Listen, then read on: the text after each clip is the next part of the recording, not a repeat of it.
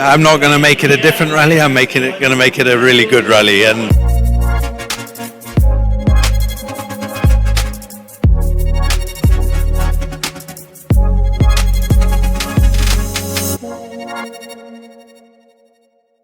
the legendary Flash Tundo.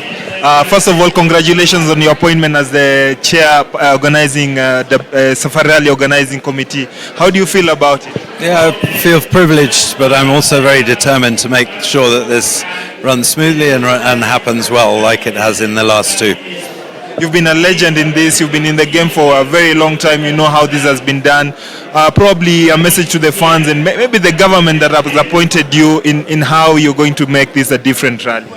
I'm not going to make it a different rally. I'm going to make it a really good rally. And I think the guys that have been on the ground doing what they've done have built a foundation to grow this. But we're definitely going to take a step back, as the minister said. We're going to take back and move back to sort of bottom-up grassroots and see how we can the rally can affect more lives on the ground. This is a different rally. The CS has said and we all know it's a rally that is celebrating the 70th anniversary. How is the heritage has been like? What do you think is different in 2023?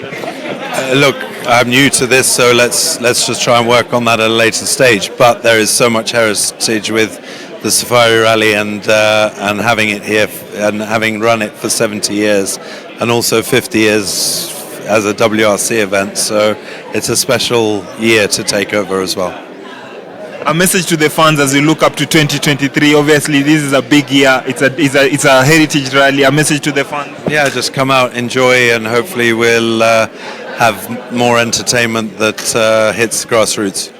There's something about the CS mentioned about probably having Kenyan drivers in the rally. Probably, what is your advice or suggestions regarding to that?